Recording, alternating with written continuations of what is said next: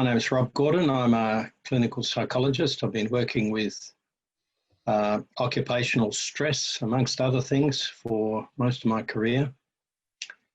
And I've been asked to make a few comments about stress and beekeeping. It's a great pleasure to speak to beekeepers because I love to watch them in my little orchard pollinating my trees. So anything I can do to help those fellows and you who look after them, it's a great pleasure. I guess I start with the issue of stress at work with why do we work? I don't mean in terms of money and income and so on, but what's the meaning of the work we do? And I guess beekeeping, amongst other things, will be something full of meaning for the people who do it. Very ancient craft. And that meaning is something to be protected and taken care of, because what I notice is that we are prepared to make very substantial sacrifices and to exert a great deal of effort for something that is meaningful in terms of what are important values to us, the environment, the community, whatever it might be. Therefore, anything that tends to get in the way of those values that give meaning to our work break an important loop. I put out a lot of energy, work really hard, long hours, a lot of emotional commitment. And then the loop is I get back that sense of satisfaction. Yes, look what I've been able to achieve. Look at how I've been able to give expression to the important values that are very much a central part of who I am. So let's imagine that loop's in place and people work hard and thoroughly enjoy their work. And people watch them and say, gee, they work really hard. I don't know how they do it. They do it because they love it. I think most people love their work. At least that's a healthy way to be.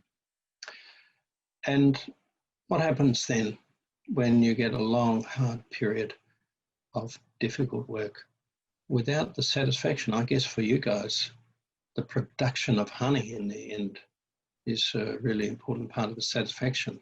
You actually produce the goods, that you have thriving hives.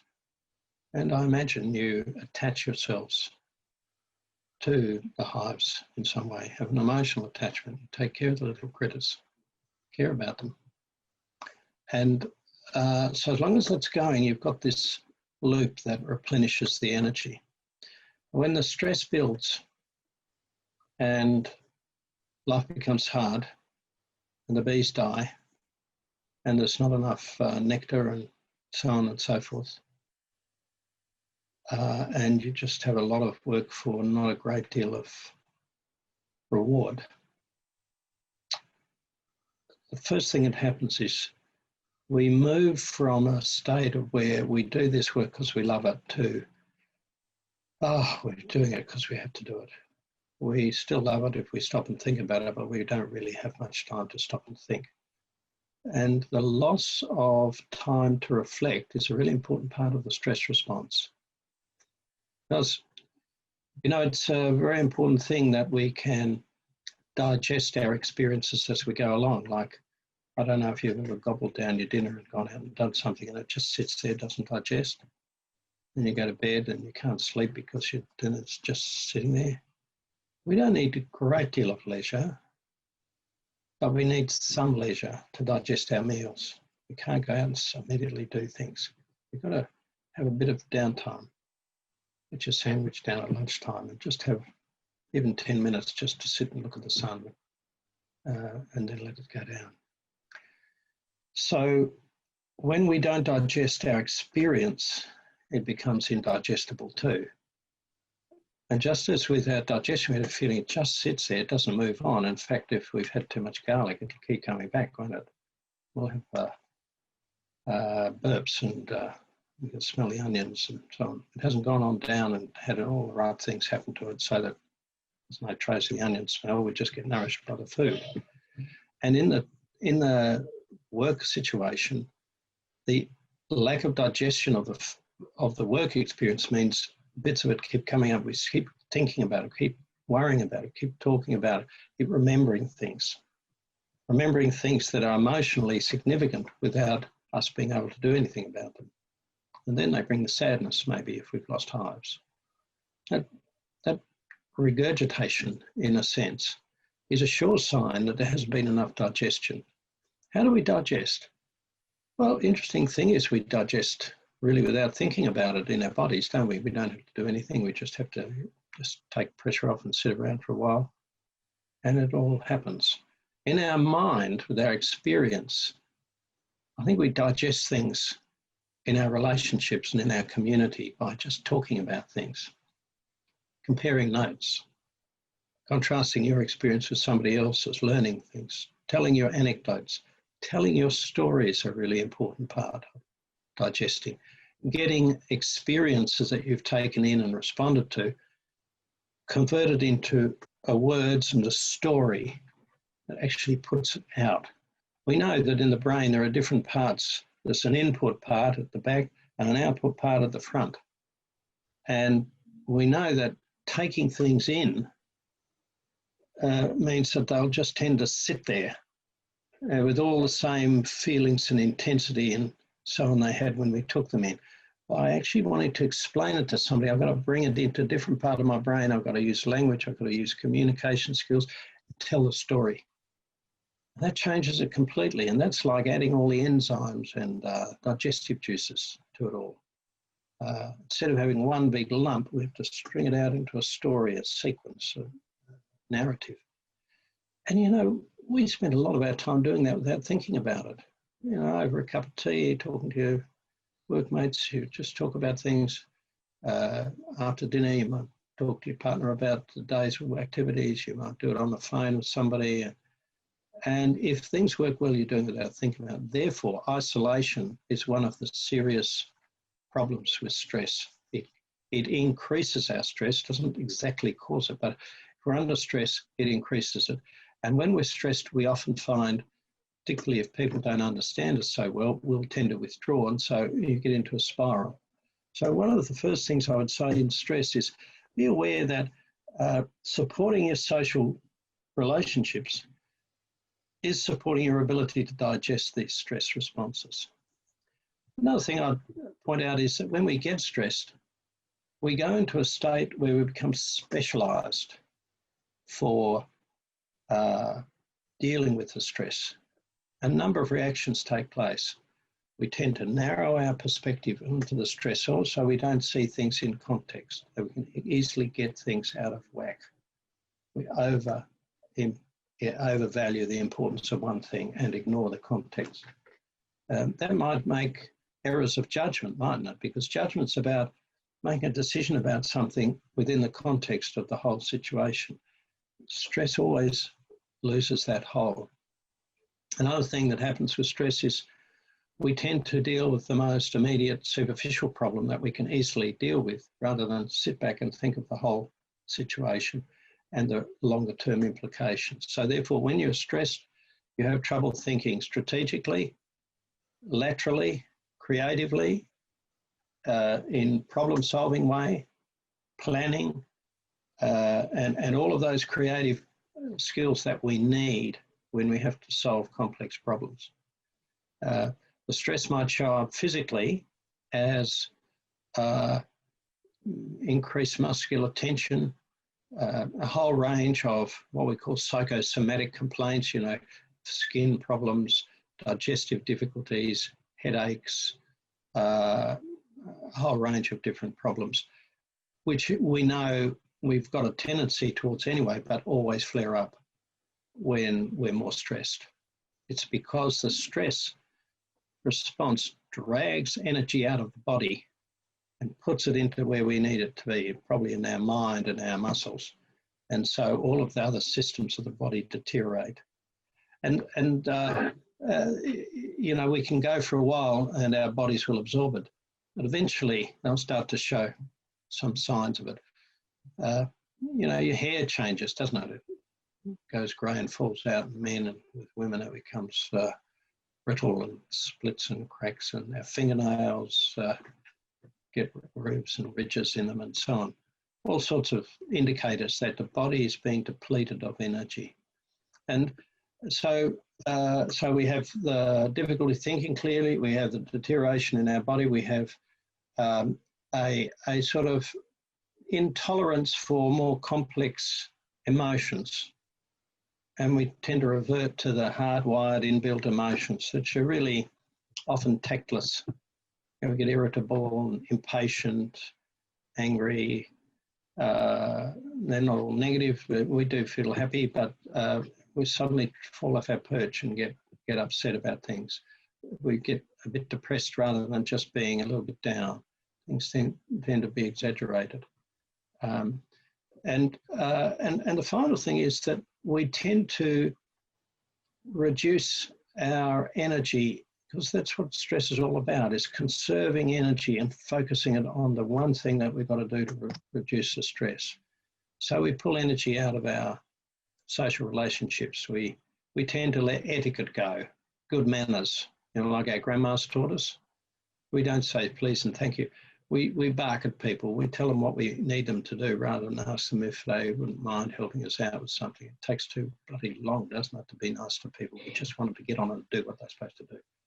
And so you get this lack of care and attention to the other person, because actually, in the end, when we're stressed, we're all self-centered, because stress is a mechanism to help me survive my problem.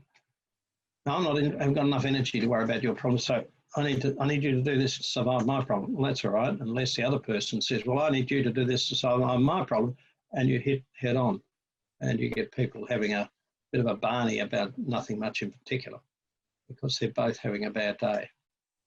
So I think to be aware that these are all stress signs. Now, there's a few things we can do. First of all, you can try and identify the stresses. Might be money, you might be grieving for the loss of hives. I understand in the bushfires, many people lost many hives, and I'm sure you knew them all. And I'm sure they all have some kind of emotional impact.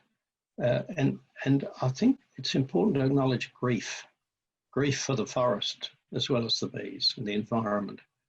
It will come back, but it'll take a long time. And grief is the response to loss. Grief involves sadness, reminiscing, feelings. And therefore, I think it's important to know that when you're grieving, you need a bit of support and a bit of comfort to help us tolerate the sadness. If we don't acknowledge the sadness, it'll tend to flip into irritability and anger. So this the grief side of it. And then there's the feeling of what do we actually need to bring us out the other side? Well, I think the first thing we need to do is build our energy. Without energy, we can't find a way through. And stress absorbs an enormous amount of energy. So watch for sleep. Make sure you pay attention to your sleep and give time and attention to getting good sleeps. It's the best source of energy. The other thing, of course, diet and all those things that you read about in any stress management advice are really important, because we tend to go for stimulants because we feel low and so on. These are bad in the long run.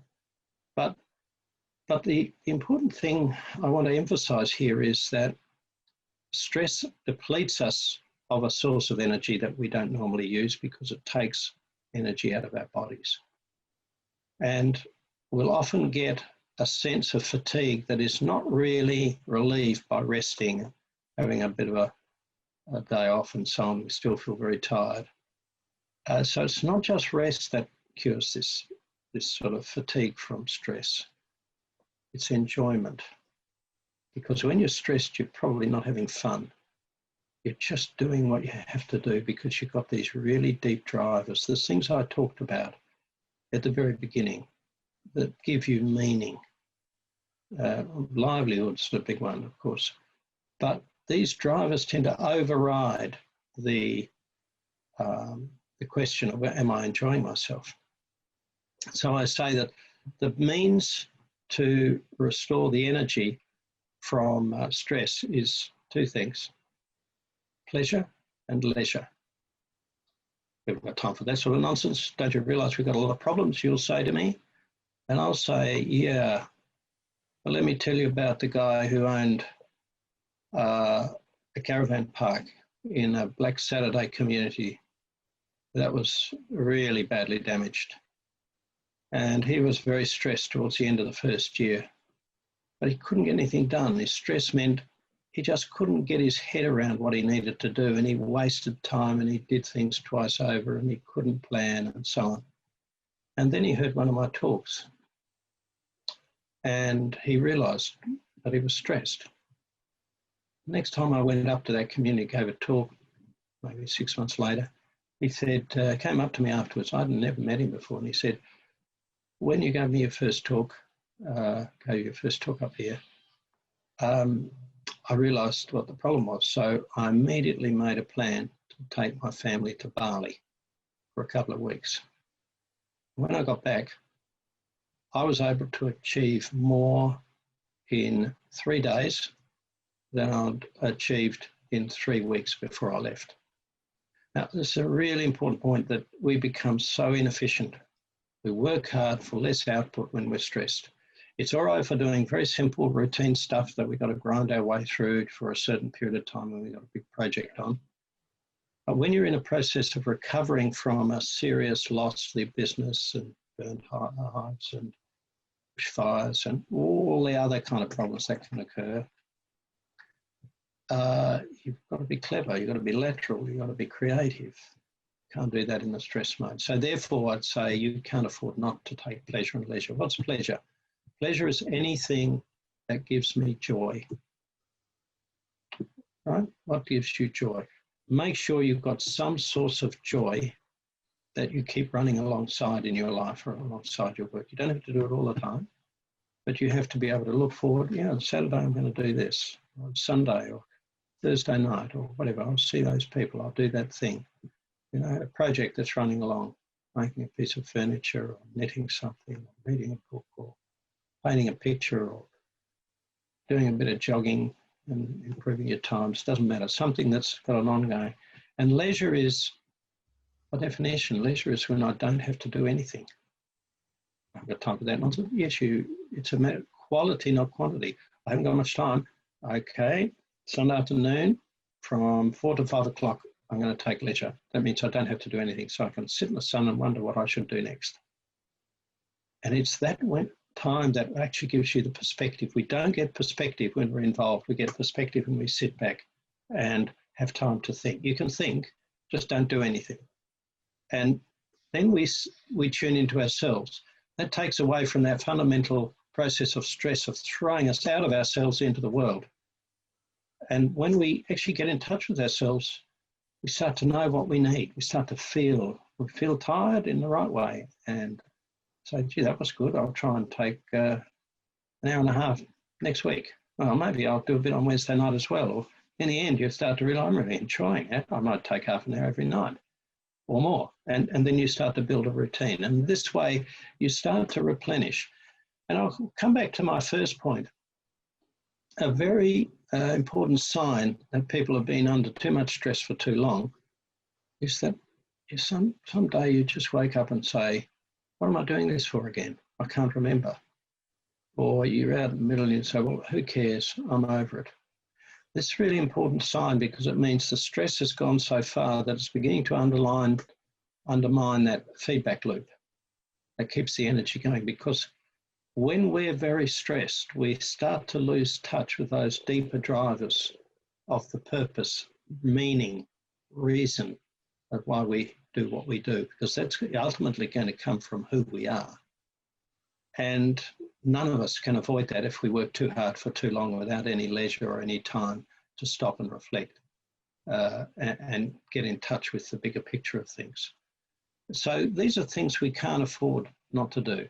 There are a whole range of other ways of dealing with stress, and I'm sure if you Google stress management, techniques, etc. You'll come up with all sorts of things that are very helpful in particular areas of your life about minimizing stress.